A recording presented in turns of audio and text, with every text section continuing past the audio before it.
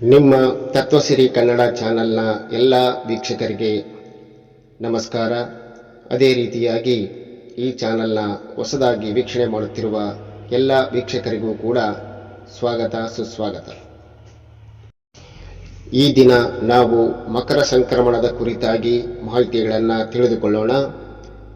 ಅದಕ್ಕೂ ಪೂರ್ವದಲ್ಲಿ ನಮ್ಮ ಚಾನಲನ್ನು ಸಬ್ಸ್ಕ್ರೈಬ್ ಮಾಡದೇ ಇರತಕ್ಕಂಥ ಎಲ್ಲ ಈ ಚಾನಲನ್ನು ಸಬ್ಸ್ಕ್ರೈಬ್ ಮಾಡಿಕೊಳ್ಳಬೇಕಾಗಿ ವಿನಂತಿ. ಅದೇ ರೀತಿಯಾಗಿ ಬೆಲ್ ಐಕಾನ್ ಒತ್ತಿ ಮತ್ತು ಶೇರ್ ಮಾಡಿಕೊಳ್ಳಿ ಮತ್ತು ಲೈಕ್ ಮಾಡಿ. ನೀವು ಇದೇ ರೀತಿಯಾಗಿ ಅನೇಕ ಹೊಸ ವಿಚಾರಗಳನ್ನು ತಿಳಿಯಲಿಕ್ಕೆ ನಿಮಗೆಲ್ಲರಿಗೂ ಸಹಾಯವಾಗ್ತದೆ ಅನ್ನುವಂಥ ವಿಚಾರವನ್ನು ನಾವು ತಿಳಿಸ್ತಾ ಇದ್ದೇವೆ.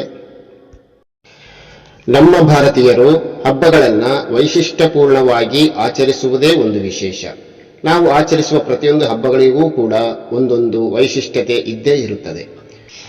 ಪ್ರತಿ ವರ್ಷ ಭೂಮಿಯ ಮೇಲೆ ಆಗುವ ಋತುಗಳ ಬದಲಾವಣೆ, ಗ್ರಹ ನಕ್ಷತ್ರಗಳ ಚಲನೆ, ಬೇಸಿಗೆ ಕಾಲ, ಮಳೆಗಾಲ ಮತ್ತು ಚಳಿಗಾಲಗಳಲ್ಲಿನ ಕಾಲಮಾನವನ್ನು ಒಳಗೊಂಡಂತೆ ಜಗತ್ತಿನ ಜೀವ ಜಂತುಗಳ ಮೇಲೆ ಆಗಬಹುದಾದ ಪರಿವರ್ತನೆಗೆ ಅನುಗುಣವಾಗಿ ಪರಿಸರಕ್ಕೆ ಹೊಂದಿಕೊಳ್ಳಲು ಸಿದ್ಧರಾಗಿ ಹಬ್ಬಗಳ ಉಪಾಧಿಯಲ್ಲಿ ಆಚರಿಸಿ ಕಾಲಮಾನಗಳ ಜ್ಞಾನವನ್ನು ಅರಿವಿನಲ್ಲಿ ತಂದುಕೊಂಡು ಸಾಗುವುದೇ ನಮ್ಮ ಭಾರತೀಯರ ವಿಶೇಷ ಸಂಪ್ರದಾಯ.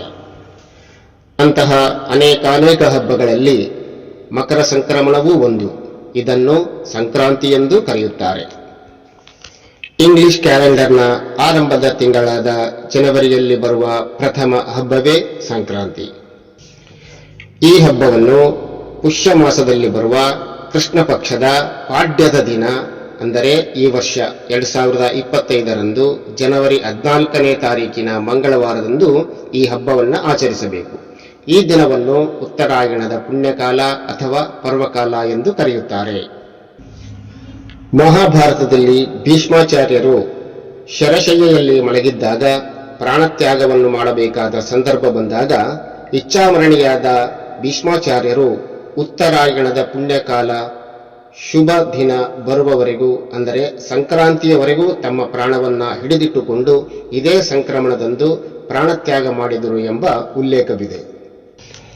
ಕಾರಣ, ಈ ದಿನದಂದು ಸೂರ್ಯನು ಧನುರ್ರಾಶಿಯಿಂದ ಮಕರ ರಾಶಿಗೆ ಪ್ರವೇಶ ಮಾಡುತ್ತಾನೆ. ಅಂದರೆ ಸೂರ್ಯನು ದಕ್ಷಿಣಾಯನದಿಂದ ಉತ್ತರಾಯಣಕ್ಕೆ ಪ್ರವೇಶ ಮಾಡುತ್ತಾನೆ.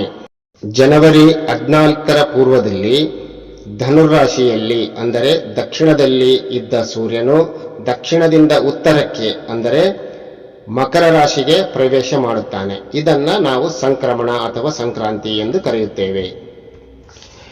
ಈ ವರ್ಷ ಅಂದರೆ 2025ರಲ್ಲಿ ಮಕರ ಸಂಕ್ರಾಂತಿ ಹಬ್ಬವನ್ನ ನಾವು ಯಾವಾಗ ಆಚರಣೆ ಮಾಡಬೇಕು ಎನ್ನುವಂತಹ ವಿಚಾರವನ್ನ ತಿಳಿದುಕೊಳ್ಳೋಣ. 2025ರಲ್ಲಿ ಜನವರಿ 14ರಂದು ಸೂರ್ಯನು ಮಕರ ರಾಶಿಗೆ ಪ್ರವೇಶ ಮಾಡ್ತಾನೆ. ಇದನ್ನೇ ನಾವು ಮಕರ ಸಂಕ್ರಮಣ ಅಂತ ಕರಿತೀವಿ. 2025ರಲ್ಲಿ ಮಕರ ಸಂಕ್ರಾಂತಿಯನ್ನ ನಾವು ಜನವರಿ 14ರಂದು ಮಂಗಳವಾರ ಈ ಹಬ್ಬವನ್ನ ಆಚರಣೆ ಮಾಡ್ತೀವಿ. ಈ ಮಕರ ಸಂಕ್ರಾಂತಿಯ ಪುಣ್ಯಕಾಲದ ಅವಧಿ, ಅಂದ್ರೆ ಪುಣ್ಯಕಾಲ ಯಾವಾಗ ಬರುತ್ತೆ ಅಂದ್ರೆ 9 ಗಂಟೆ 3 ನಿಮಿಷ, ಬೆಳಿಗ್ಗೆ 9 ಗಂಟೆ 3 ನಿಮಿಷಕ್ಕೆ ಆರಂಭವಾಗಿ ಸಂಜೆ 5 ಗಂಟೆ 46 ನಿಮಿಷಗಳ ಪರ್ಯಂತರವಾಗಿ ಈ ಮಕರ ಸಂಕ್ರಮಣದ ಪುಣ್ಯಕಾಲದ ಅವಧಿಯಾಗಿರುತ್ತದೆ. ಅಂದರೆ 9:03ರಿಂದ 5:46 ಪರ್ಯಂತರವಾಗಿ ಒಟ್ಟು 8 ಗಂಟೆ 42 ನಿಮಿಷಗಳ ಪರ್ಯಂತರವಾಗಿ ಈ ಮಕರ ಸಂಕ್ರಾಂತಿಯ ಪುಣ್ಯಕಾಲ ಇರ್ತದೆ. ಈ ಮಕರ ಸಂಕ್ರಾಂತಿಯ ಈ ಪುಣ್ಯಕಾಲದಲ್ಲಿ ಮಹಾಪುಣ್ಯಕಾಲ ಯಾವ ಸಮಯದಲ್ಲಿ ಬರುತ್ತದೆ ಅಂದ್ರೆ ಅದೇ 9 ಗಂಟೆ 3 ನಿಮಿಷದಿಂದ 10 ಗಂಟೆ 48 ನಿಮಿಷದ ಪರ್ಯಂತರವಾಗಿ, ಅಂದ್ರೆ 1 ಗಂಟೆ 45 ನಿಮಿಷಗಳ ಪರ್ಯಂತರವಾಗಿ ಈ ಒಂದು ಮಕರ ಸಂಕ್ರಾಂತಿಯ ಮಹಾಪುಣ್ಯಕಾಲ ಅಂತಕ್ಕಂತಹದ್ದು ಸಂಭವಿಸ್ತಾ ಇದೆ. ಈ ಸಂದರ್ಭದಲ್ಲಿ ಮಕರ ಸಂಕ್ರಮಣದ ಹಬ್ಬವನ್ನ ಆಚರಣೆ ಮಾಡುವುದು ಅತ್ಯಂತ ಶುಭಕರವಾಗಿರುತ್ತದೆ. ಈ ಮಕರ ಸಂಕ್ರಮಣದಂದು ಮಾಡುವ ದಾನ ಧರ್ಮಾದಿಗಳು, ಸ್ನಾನ ಪೂಜಾದಿಗಳು ಅತ್ಯಂತ ಮಹತ್ವದಿಂದ ಕೂಡಿರುವಂತಹವುಗಳಾಗಿವೆ. ಮಕರ ಸಂಕ್ರಾಂತಿಯಂದು ಸ್ನಾನ ಮಾಡುವುದಕ್ಕೆ ವಿಶೇಷ ಮಹತ್ವವನ್ನ ನೀಡಲಾಗಿದೆ. ಈ ದಿನ ಸ್ನಾನ ಮಾಡದೆ ಹೋದರೆ ಮುಂದಿನ 7 ಜನ್ಮಗಳವರೆಗೆ ರೋಗಿಯಾಗಿ ಜನ್ಮ ತಾಳುತ್ತಾರೆ. ಅಷ್ಟಲ್ಲದೆ ಇರುವ ಹಣವನ್ನು ಕಳೆದುಕೊಂಡು ಅನೇಕ ರೀತಿಯಾಗಿ ತೊಂದರೆಯಿಂದ ಬಳಲಬೇಕಾಗುತ್ತದೆ. ಅದಕ್ಕೆ ಇಂದಿನ ಸ್ನಾನವು ಜೀವನದ ಮುಖ್ಯ ಪಾತ್ರ ವಹಿಸುತ್ತದೆ ಅಂತ ಹೇಳಬಹುದು. ಸೂರ್ಯನು ಉದಯಿಸುವ ಮುನ್ನ ಸ್ನಾನವನ್ನು ಮಾಡಿ ಸೂರ್ಯನಿಗೆ ಅರ್ಘ್ಯವನ್ನ ನೀಡುವುದರಿಂದ 7 ಜನ್ಮಗಳಲ್ಲಿ ಮಾಡಿರುವ ಪಾಪಗಳಿಂದ ಮುಕ್ತರಾಗಬಹುದು. ಅಲ್ಲದೆ ಜನ್ಮಕುಂಡಲಿಯಲ್ಲಿ ಬ್ರಹ್ಮಹತ್ಯ ದೋಷವಿದ್ದಲ್ಲಿ ಅದರಿಂದ ಮುಕ್ತರಾಗಬಹುದು. ಮಕರ ಸಂಕ್ರಾಂತಿ ದಿನ ಪೂಜೆ ಮತ್ತು ದಾನ ಧರ್ಮಗಳಿಂದ ಕುಟುಂಬದಲ್ಲಿ ಹಿರಿಯರೊಂದಿಗೆ ಮನಸ್ತಾಪವಿದ್ದರೆ ಅದು ಕೂಡ ಬಗೆಹರಿಯುತ್ತದೆ. ಈ ದಿನದಂದು ಪುಣ್ಯ ಸ್ನಾನವನ್ನು ಮಾಡುವುದು ಅತ್ಯಂತ ಶ್ರೇಷ್ಠಕರ ಅಂತೇಳಿ ಉಲ್ಲೇಖಿಸಲಾಗಿದೆ. ಈ ಸಮಯಗಳಲ್ಲಿ ತಿಲಾದಾನ, ತಿಲಾಸ್ನಾನ, ತಿಲಾಪಾನಾದಿಗಳನ್ನು ಮಾಡುವುದರಿಂದ ಅನೇಕ ರೀತಿಯಾಗಿರ್ತಕ್ಕಂಥ ಪುಣ್ಯಫಲ ಮನುಷ್ಯನಿಗೆ ಪ್ರಾಪ್ತಿಯಾಗ್ತದೆ. ತಿಲ ಅಂದರೆ ಎಳ್ಳು. ಎಳ್ಳಿನ ಸ್ನಾನವನ್ನ ಈ ದಿನ ಬೆಳಗಿನ ಜಾವ ಮಾಡಬೇಕು. ಎಳ್ಳಿನ ಸ್ನಾನವನ್ನ ತಲೆಗೆ ಹಾಕಿಕೊಂಡು ಎಳ್ಳನ್ನು ಕುಟ್ಟಿ ಅದಕ್ಕೆ ಸ್ವಲ್ಪ ಬೆಲ್ಲವನ್ನ ಸೇರಿಸಿ ತಲೆಗೆ ಸ್ನಾನ ಮಾಡ್ತಾರೆ. ಈ ರೀತಿಯಾಗಿ ತಲೆಗೆ ಸ್ನಾನ, ಎಳ್ಳಿನ ಸ್ನಾನ ಮಾಡುವುದು ಕೂಡ ಅತ್ಯಂತ ಶ್ರೇಷ್ಠಕರವಾಗಿರ್ತಕ್ಕಂತಹದ್ದಾಗಿದೆ. ಅದೇ ರೀತಿಗೆ ತಿಲಾದಾನ ಅಂದ್ರೆ ಎಳ್ಳನ್ನ ದಾನ ಮಾಡುವುದು.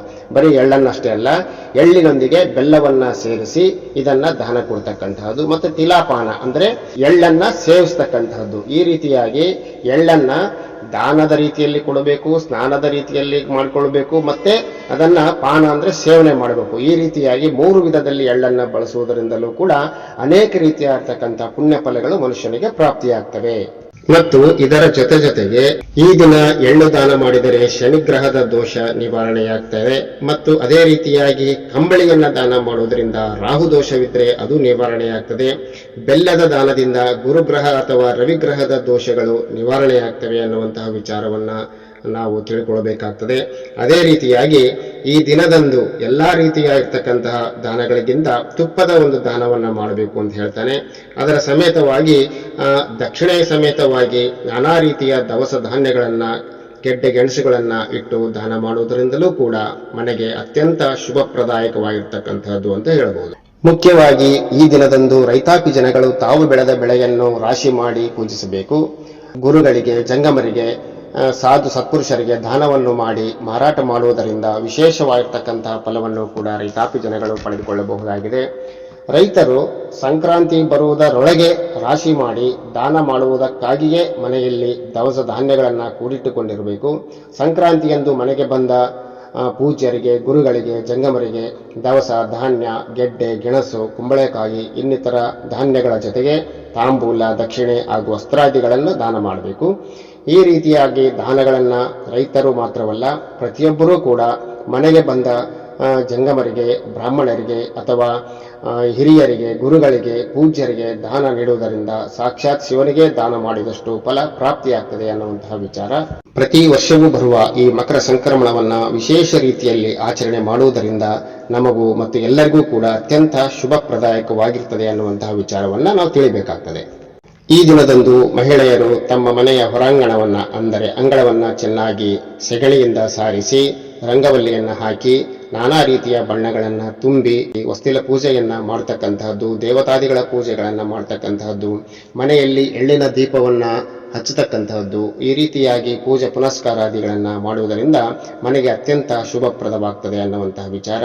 ಮುಖ್ಯವಾಗಿ ಈ ದಿನ ಎಲ್ಲರೂ ಕೂಡ ಶುಚಿರ್ಭೂತರಾಗಿ ತಾವು ಎಲ್ಲರೂ ಎಳ್ಳಿನ ಸ್ನಾನವನ್ನ ಮಾಡಿ ನಾವು ಹೇಳಿರುವ ಪ್ರಕಾರವಾಗಿ ಅನೇಕ ರೀತಿಯಲ್ಲಿ ದಾನಾದಿಗಳನ್ನು ಮಾಡಿ ದಕ್ಷಿಣ ಸಮೇತವಾಗಿ ಮನೆಗೆ ಬಂದಿರತಕ್ಕಂತಹ ಜಂಗಮರಿಗೆ ಅದನ್ನು ದಾನ ಮಾಡುವುದರಿಂದ ವಿಶೇಷವಾದ ಫಲಗಳನ್ನು ನಾವು ಪಡೆದುಕೊಳ್ಳಬಹುದಾಗಿದೆ.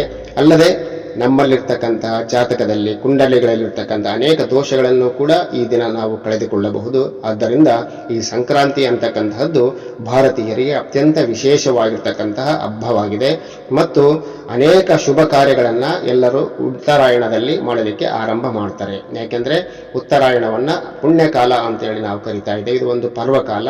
ಸೂರ್ಯನು ದಕ್ಷಿಣದಿಂದ ಉತ್ತರದೆಡೆಗೆ ಪ್ರಯಾಣ ಮಾಡತಕ್ಕಂತಹ ಅತ್ಯಂತ ಶುಭಕರವಾಗಿರ್ತಕ್ಕಂತಹ ಕಾಲ.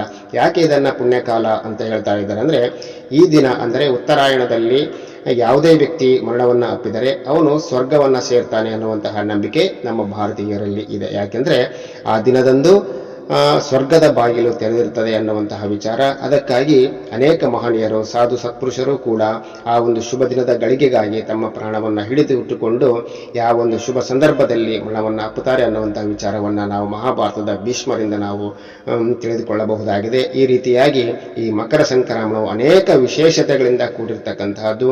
ನಾನಾ ರೀತಿಯಾಗಿ ಈ ಹಬ್ಬದ ದಿನದಂದು ಮನೆಯ ಬಾಗಿಲಿಗೆ ಮಾವಿನ ಎಲೆಯ ತೋರಣಗಳನ್ನು ಕಟ್ಟಿ ಹೂವಿನಿಂದ ಅಲಂಕಾರವನ್ನು ಮಾಡಿ ಮನೆಯಲ್ಲಿ ಶುಭದ ಒಂದು ವಾತಾವರಣ ಮೂಡುವಂತೆ ಮಾಡಿರಬೇಕು. ಯಾಕೆಂದ್ರೆ ಈ ದಿನ ಪ್ರಕೃತಿಯಲ್ಲಿ ಕೂಡ ಒಂದು ಹಿತಕರವಾಗಿರ್ತಕ್ಕಂಥ ಒಂದು ವಾತಾವರಣ ಪ್ರಕೃತಿಯಲ್ಲಿ ತನ್ನಿಂದ ತಾನಾಗಿಯೇ ಅಲ್ಲಿ ಉದ್ಭವಿಸಿರುತ್ತದೆ. ಮತ್ತು ಈ ಸಂಕ್ರಾಂತಿಯ ದಿನದಂದು ಸಂಜೆ ವಿಶೇಷವಾಗಿರ್ತಕ್ಕಂಥ ತಾರೆಗಳು, ನಕ್ಷತ್ರಗಳು ಆಕಾಶದಲ್ಲಿ ಕಾಣುತ್ತವೆ. ಅದೇ ಈ ಒಂದು ದಿನದ ವಿಶೇಷ. ಮುಖ್ಯವಾಗಿ ಶಬರಿಮಲೆಯಲ್ಲಿ ನೀವೆಲ್ಲ ತಿಳಿದುಕೊಂಡಿರುವಂತೆ ಶಬರಿಮಲೆಯ ಬೆಟ್ಟಗಳಲ್ಲಿ ಒಂದು ವಿಶೇಷವಾಗಿರ್ತಕ್ಕಂಥ ಜ್ಯೋತಿಯ ದರ್ಶನವನ್ನ ಅಯ್ಯಪ್ಪ ಸ್ವಾಮಿ ಮಾಲಾಧಾರಿಗಳು ದರ್ಶನವನ್ನ ಮಾಡಿಕೊಳ್ತಕ್ಕಂತಹದ್ದು ಕೂಡ ಪರಿಪಾಠವಿದೆ. ಆದ್ದರಿಂದ ಇದು ಅತ್ಯಂತ ಶುಭ ಸಮಯ ಮತ್ತು ಶುಭ ದಿನ, ಪುಣ್ಯವನ್ನ ಸಂಪಾದನೆ ಮಾಡಲಿಕ್ಕೆ ಅತ್ಯಂತ ಶ್ರೇಷ್ಠವಾದ ದಿನ. ಆದ್ದರಿಂದ ಎಲ್ಲರೂ ಕೂಡ ಈ ಒಂದು ಸಂಕ್ರಮಣವನ್ನ ವಿಶೇಷ ರೀತಿಯಲ್ಲಿ ಆಚರಣೆ ಮಾಡಿ ಆ ಭಗವಂತನ ಒಂದು ಕೃಪೆಗೆ ಪಾತ್ರರಾಗಬೇಕು ಅನ್ನುವಂಥ ವಿಚಾರವನ್ನ ಹೇಳುತ್ತಾ ಎಲ್ಲರಿಗೂ ಸಂಕ್ರಾಂತಿ ಹಬ್ಬದ ಶುಭಾಶಯಗಳು.